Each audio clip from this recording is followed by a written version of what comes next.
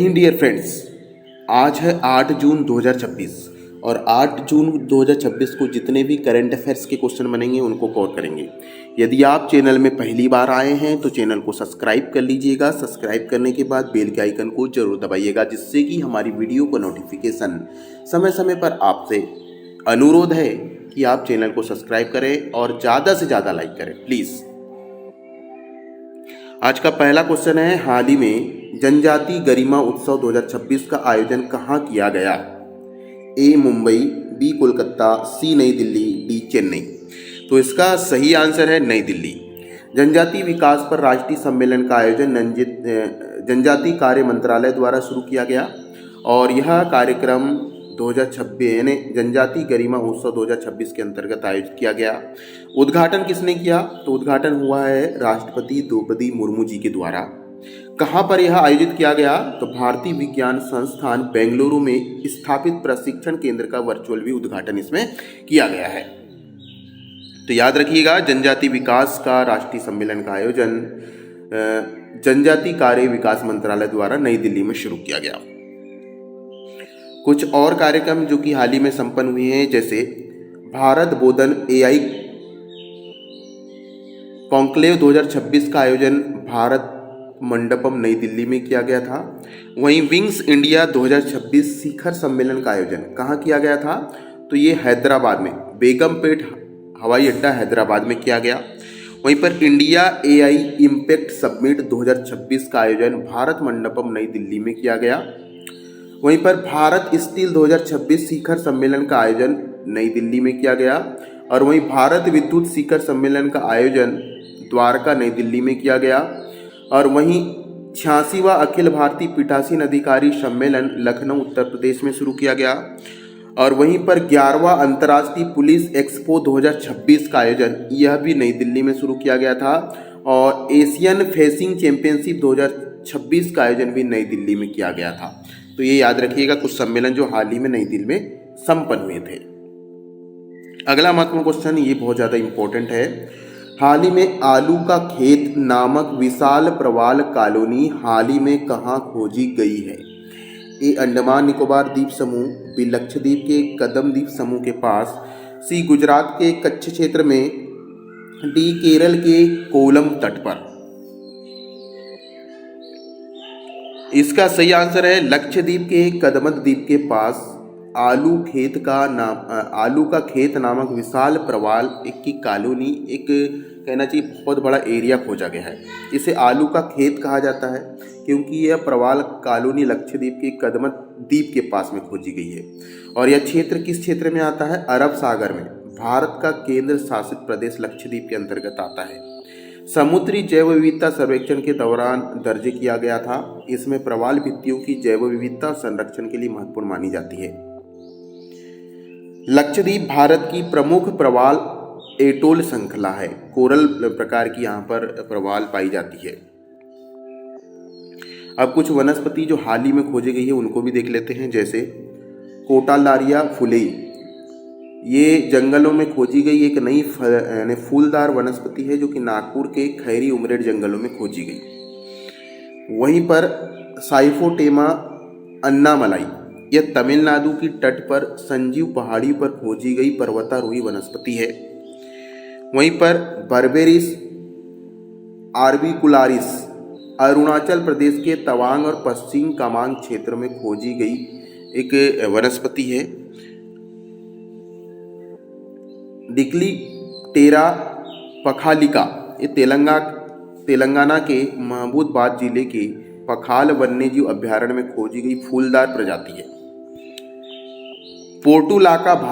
Portulaca जो भारत है, राजस्थान के जयपुर के पास अरावली पहाड़ियों में खोजी गई वनस्पति है। होया नागाएंसिस, यह नागालैंड विश्वविद्यालय के शोधकर्ताओं द्वारा नागालैंड के उच्च ऊंचाई वाले वनों में खोजी गई वनस्पति है।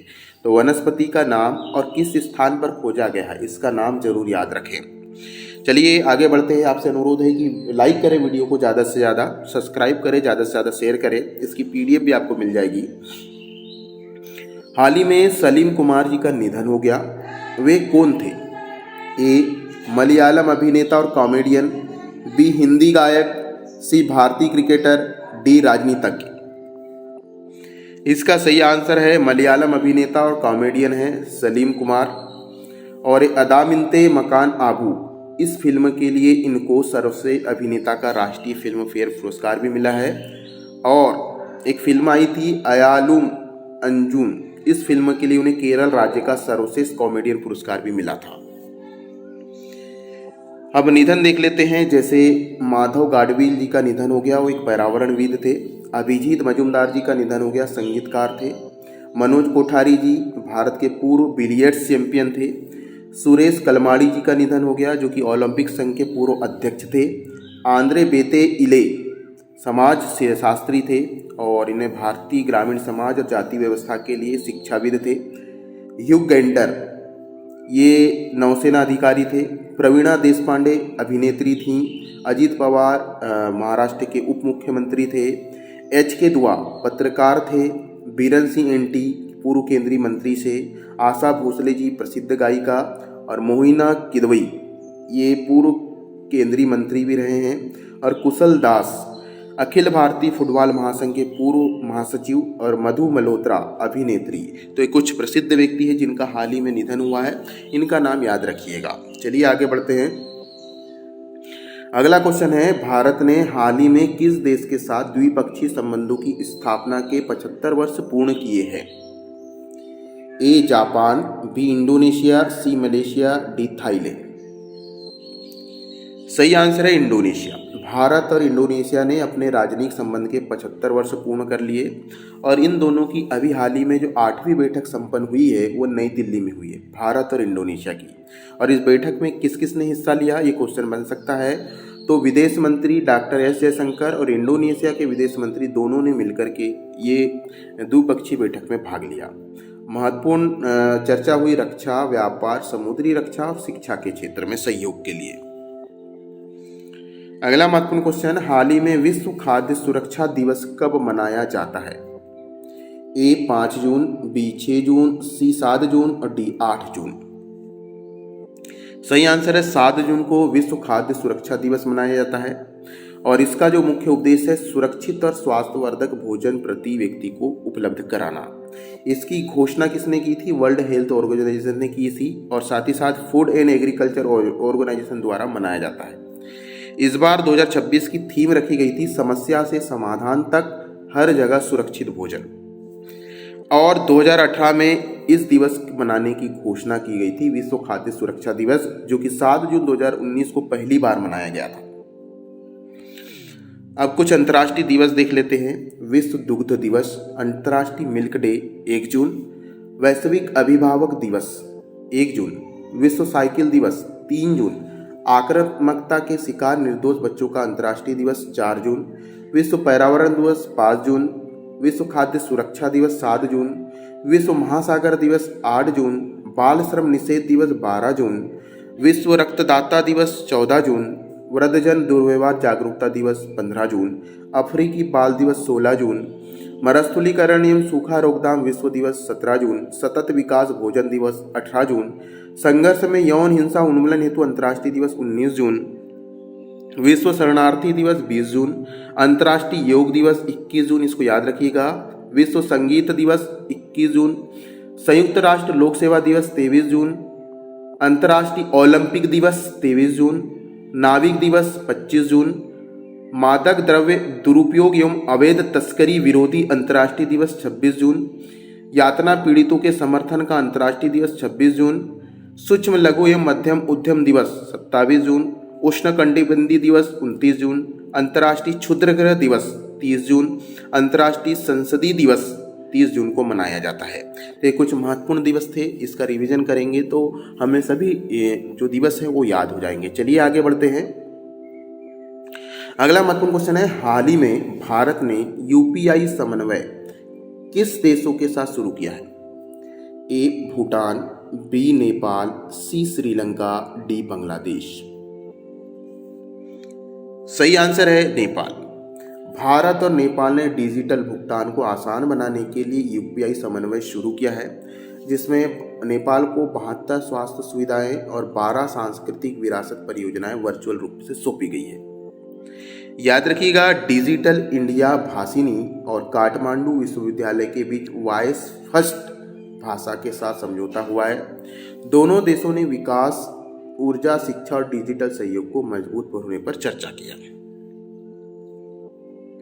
अब समझौते की बात आई है तो हाल ही में देख लेते हैं। भारत और ओमान के बीच में CEPA लागू हुआ है। दोनों देशों के बीच में व्यापार सीमा शुल्क में आएगी कमी। वहीं पर भारत और म्यांमार के बीच में कृषि, फार्मास्यूटिकल्स, बैंकिंग और लॉजिस्टिक क्षेत्रों पर समझौता हुआ है।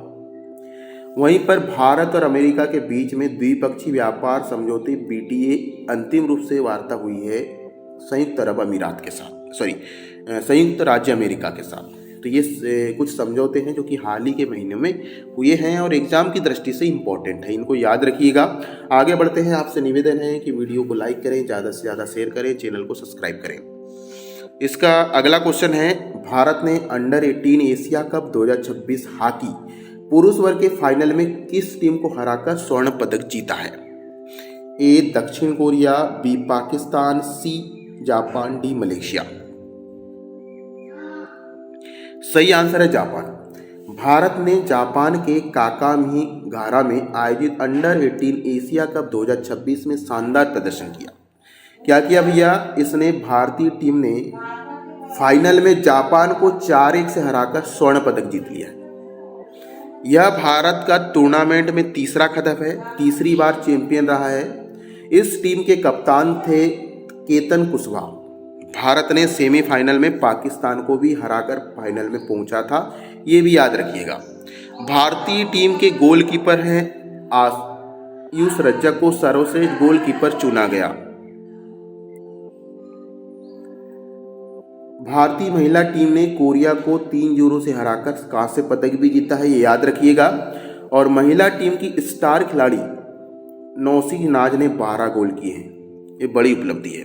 तो याद रखिए, भारतीय महिला टीम ने कोरिया को हराकर कांस्य पदक जीता, वहीं पुरुष टीम ने जापान को हराकर गोल्ड मेडल जीता है। इस चीज को याद रखिएगा। यह टूर्नामेंट 29 मई से 6 जून तक चला। कहां पर आयोजित हुआ था? जापान में। अगला महत्वपूर्ण क्वेश्चन, हाल ही में झारखंड के आम्रपाली आमों की पहली वाणिज्यिक खेप को किस देश में भेजा गया है? A संयुक्त राज्य America, B United kingdom Britain, C संयुक्त अरब अमीरात, D ऑस्ट्रेलिया। सही आंसर है United kingdom Britain. Agriculture and processed food product export development authority ने झारखंड के आम्रपाली आमों को ब्रिटेन निर्यात कर सफलतापूर्वक पहुंचाया है। और यह जो आम की खेप है किस जिले से बटोरी गई है भैया? यह खेप सिमडेगा जिले की बेउरा किसान उत्पादक कंपनी लिमिटेड से लिया गया है। 1.5 मीट्रिक टन आमों को सीधा ब्रिटेन भेजा गया है। अगला महत्वपूर्ण क्वेश्चन है, हाल ही में तेलंगाना में संडेज ऑन साइकिल कार्यक्रम के अंतर्गत विश्व साइकिल रैली को किसने हरी झंडी दिखाई? A doctor S Jaishankar, B Shiv Prasad Shukla, C Draupadi Murmu, D Hardeep Puri. इसका जो सही आंसर है वो है शिव प्रसाद शुक्ला। विश्व साइकिल रैली का आयोजन किया गया और तेलंगाना के राज्यपाल हैं शिव प्रसाद शुक्ला, जिन्होंने हैदराबाद के गचिबौली स्टेडियम में विश्व साइकिल रैली को हरी झंडी दिखाकर शुरू करवाया। और ये विश्व साइकिल रैली का आयोजन हैदराबाद में किया गया था और इसे तेलंगाना स्पोर्ट अथॉरिटी द्वारा आयोजित किया गया। हाँ, यहाँ एक शब्द बार बार आता है हर बार एग्जाम में कि संडे ऑन साइकिल पहल की शुरुआत कब हुई? ये हुई दिसंबर 2026 में केंद्रीय युवा मामले और खेल मंत्रालय द्वारा। अगला महत्वपूर्ण क्वेश्चन बहुत ज्यादा इंपॉर्टेंट है ये भी, हाल ही में स्त्री राइट पहल की शुरुआत किस राज्य में हुई है? A Maharashtra, B Karnataka, C Telangana, D Rajasthan. तो इसका जो सही आंसर है वो है तेलंगाना। स्त्री राइट नामक जो पहल की शुरुआत है तेलंगाना में हुई है। और ये है क्या योजना? तो इसमें क्या होगा, कैब, ऑटो ड्राइवर, ई बाइक सेवा, रैपिडो, ओवर, ओला में महिला यात्रियों को महिला ड्राइवरों को नियुक्त करना। और इसके लिए 55 महिलाओं का चयन भी हो चुका है। और इसका औपचारिक शुरुआत की है पुलिस महानिदेशक CV आनंद ने। एक महत्वपूर्ण है, ये याद रखिएगा, स्त्री राइड जो सेवा है तेलंगाना ने शुरू किया है। हाँ, अभी हाल ही में पंजाब राज्य ने मुख्यमंत्री मावा धिया सत्कार योजना शुरू किया है महिलाओं को आर्थिक सहायता देने के लिए। वहीं पश्चिम बंगाल राज्य ने अन्नपूर्णा योजना शुरू किया है आर्थिक सहायता महिलाओं को देने के लिए। अगला महत्वपूर्ण क्वेश्चन है, हाल ही में किस राज्य में राज्य कृषि मेला 2026 का उद्घाटन किस शहर में किया गया? A Guwahati, B Imphal, C Kohima, D Aizawl.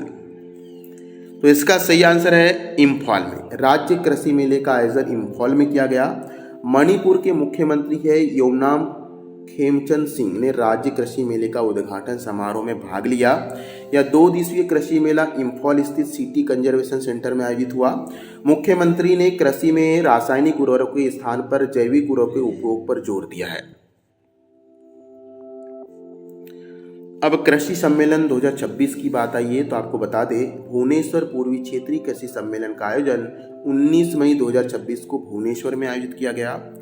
Raisen में 11 से 13 अप्रैल तक उन्नत कृषि महोत्सव का आयोजन किया गया था। याद रखिएगा, भुवनेश्वर में पूर्वी कृषि क्षेत्र सम्मेलन का आयोजन किया गया 19 मई को, और रायसेन में उन्नत कृषि महोत्सव, दोनों अलग अलग है। ये पूर्वी कृषि सम्मेलन भुवनेश्वर और उन्नत कृषि महोत्सव का आयोजन किया गया रायसेन में। और वहीं पर खरीफ अभियान 2026 के लिए राष्ट्रीय कृषि सम्मेलन नई दिल्ली में आयोजित हुआ था। और किसान मेला 2026 का आयोजन किया गया वाराणसी में। तो कृषि से संबंधित है लेकिन इनके नाम अलग अलग है, स्थान अलग अलग है, इसको अच्छे से याद रखिएगा।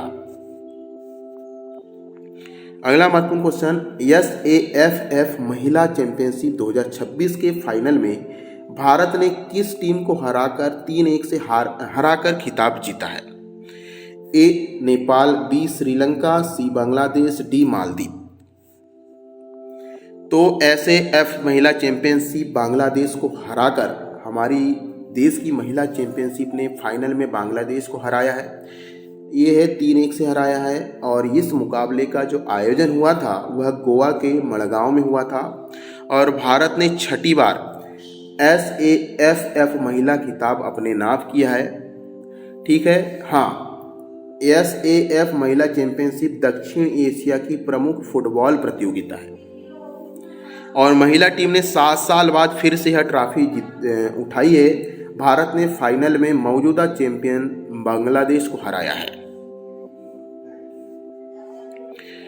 हाल ही में कुछ गेम्स हुए हैं, कुछ प्रतियोगिताएं हुई है, उसमें भारतीय टीम ने जीत दर्ज की। जैसे एशियाई बीच गेम्स 2026 कबड्डी का आयोजन किया गया था और इसमें भारतीय महिला टीम ने स्वर्ण पदक जीता है। वहीं एशियाई मुक्केबाजी चैंपियनशिप 2026 भारतीय महिला मुक्केबाज ने 4 स्वर्ण पदक जीते हैं। वहीं वुमेन्स प्रीमियम लीग WPL 2026 में स्मृति मंदाना की कप्तानी वाली RCB ने दिल्ली कैपिटल को हराकर जीता है। वहीं एशियाई मुक्केबाजी स्वर्ण पदक मीनाक्षी हुड्डा ने 48 किलोग्राम भार वर्ग में स्वर्ण पदक जीता है। अगला महत्वपूर्ण क्वेश्चन, हाल ही में अहमदाबाद में आयोजित विश्व योगासन खेल चैंपियनशिप 2026 में भारत ने कितने से अधिक स्वर्ण पदक जीतकर शीर्ष स्थान प्राप्त किया है? A 10 से अधिक पदक, B 15 से अधिक, C 20 से अधिक, D 25 से अधिक। तो विश्व योगासन खेल प्रतियोगिता में भारत ने 20 से अधिक स्वर्ण पदक जीते हैं। याद रखिएगा, भारत के रोहन तायड़े सब जूनियर आर्टिस्ट सिंगल में स्वर्ण पदक जीता है। अहमदाबाद में आयोजित हुई थी विश्व योगासन खेल प्रतियोगिता, इसमें भारत ने 22 से अधिक स्वर्ण पदक जीते हैं। इस चैंपियनशिप में 78 देशों ने भाग लिया था और अर्जेंटीना दूसरे स्थान पर रहा है, नेपाल तीसरे स्थान पर रहा है और भारत ने कुल मिलाकर 6 स्वर्ण सहित कई पदक अपने नाम किए हैं।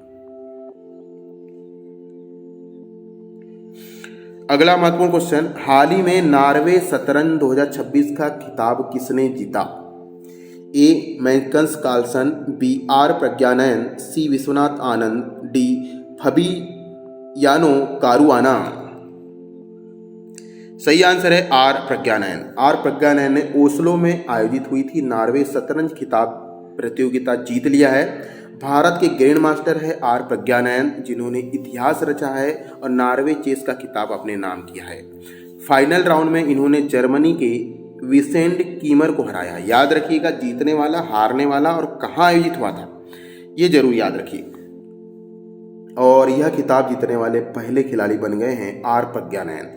हाँ, ये 20 साल के युवा ग्रैंड मास्टर हैं और इन्होंने इतिहास रच दिया है।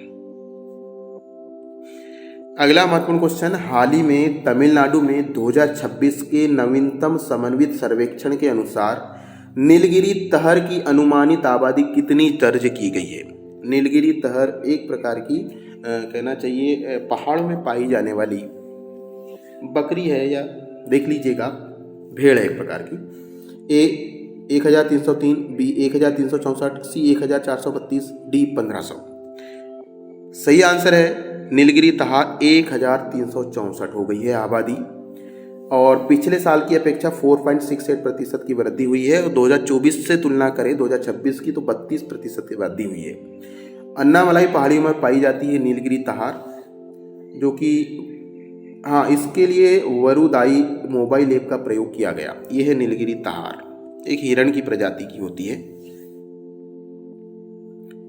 हाँ, अभी एक आपको बता दूं कि मध्य प्रदेश के कूनो नेशनल पार्क में चीतों की संख्या की गणना की गई। इसमें 50 से अधिक हो गए हैं, लगभग 53 चीते हो गए हैं। 53 चीते हो गए हैं। कहाँ पर? कूनो नेशनल पार्क में। जो कूनो नेशनल पार्क कहाँ पर स्थित है? मध्य प्रदेश में। अभी गणना हाल ही में बताई गई है।